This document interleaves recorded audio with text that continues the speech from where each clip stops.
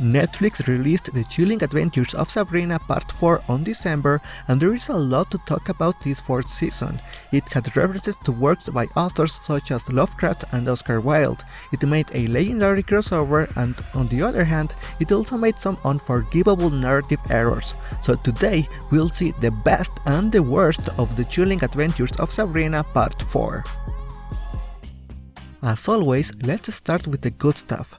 One of the things that I used to not like about this show was that no season seemed to follow a plot from beginning to end. We always saw that from chapter 1 to middle of the season you had a conflict to resolve or an enemy to defeat, and the rest of the season was dedicated to a different threat. So a positive point of this part 4 of the series was that the entire season revolved around the same threat, the Eldritch Terrors, and what made it even better was that from the first episode we were warned that the arrival of each of these terrors would be more catastrophic than the previous one, which makes you want to keep watching chapter after chapter to see what comes next.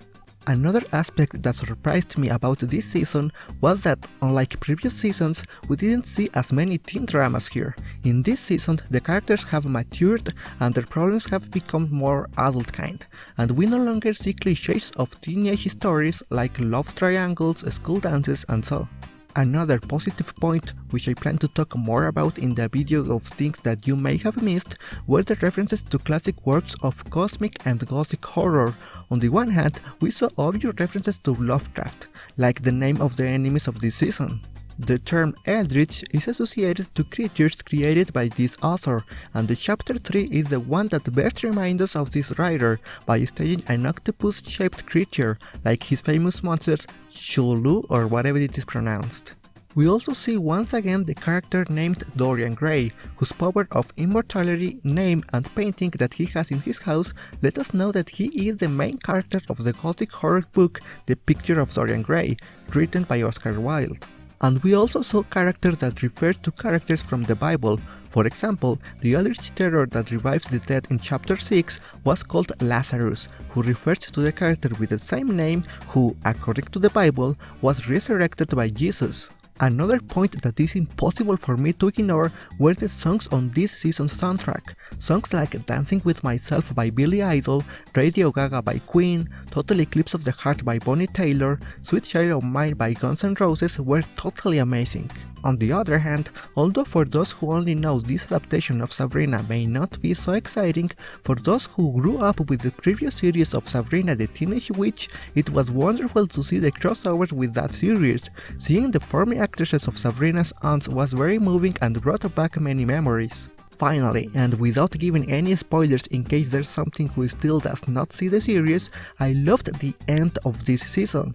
I think all the plots were wonderfully tangled and conclude, and the end, the precise moment of the end, seemed totally unexpected and great, although I feel that not many fans of this series may have liked it. But now let's move on to the bad, to the worst of this last season of the series. The first thing is that some of the entities that they had to face were so easy to defeat, starting with the first, the Dark, which was physically represented as miners who walked like jerks and whose power was to cut off the light. If we put aside their ability to use people's fears against them, they otherwise pose no threat to the characters, and the same thing happened to me with the second enemy, the Uninvited, and with the zombies in chapter 6. And continuing with this point, I feel that many of the threats and problems were so easy to overcome, and even somehow predictable. For the enemy of darkness, it was as simple as using light. For the marine enemy of the third episode, he was moved away from the water, and from the alternate reality, they used a magic item that returned things to normal reality. Another thing that I did not like was that the series seems to want to start some plot with the characters, but then did not follow up on them. A small example is that in episode 3 there is a scene where the characters are saying that there should be sexual education in school, that petitions are being signed for it, but then the subject is not taken up again. But a bigger and unforgivable example is that at the end of that same episode, we see that Sabrina, after spending 3 chapters worrying because she doesn't have a boyfriend and is losing her friends, comes to the conclusion that her life does not depend on others, that she is better off alone and that she should discover herself and who she really is. However, right until the next episode we never see her continue with this mentality, and what is even worse, we see that at one point she goes out of a plan that they had to save Nick, and also at the end of that episode and in the next episode we see that Sabrina does want to get back together with him. I mean, what happened then to all of the development that she had had, and the conclusion that she wanted to spend time with herself? It doesn't make any sense. Another point which is similar to the previous one is that there are specific points in this season in which the characters act very silly. For example, in chapter 4, where Blackwood created a reality where he controlled everyone, and knowing that the magic had been used to erase the memories of all the characters, why Sabrina tried to remind her aunt that she was her niece using words? She should be already know magic well enough to realize that that wouldn't work. In chapter 5, Sabrina told Nick that she wasn't ready to go back together, and he replied that he would wait for her. But then, Nick somehow forgets about that conversation and runs to Sabrina to ask if there is a possibility that they will be together again, which was like, dude, you already talked about it, you already agreed to take a break, why do you ask the same thing again? Then, at the beginning of chapter 6, the one with the zombies, it is said that the dead people who come back to life will not come back with all their memories and they will not be themselves. And yet, even knowing that, Sabrina is very affected when his revived father speaks truth to her.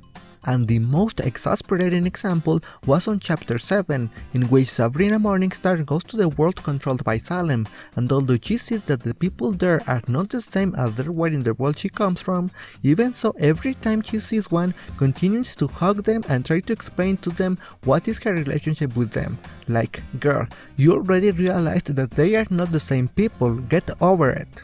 And from that same episode, I hated the talking Sam. The Salem we knew from the old show was cute, it had a believable shape, and it was enduring. I don't know if they were trying to make him look bad in this episode, but the cat we saw there was horrible, and I couldn't even see if it was moving its mouth when talking or not. Like, everything was wrong with that puppet cat. Finally, there were a couple of plots that we didn't see the end of, at least not on screen. On the one hand, there was Nick and Prudence relationship. Nick went back together with Sabrina, but we never saw how he and Prudence finished theirs. On the other hand, there was the plot of Theo and his pagan boyfriend, who in chapter 5 or 6 they break up so that he can return to his tribe, and unless I have missed something, we never see them getting back together, and yet we see this pagan guy again in chapter 8 like out of nowhere. If you liked the video, please leave me a like and subscribe to continue receiving the best content of the series of the moment. I hope you are having a great day and I'll read you in the comment section. Bye!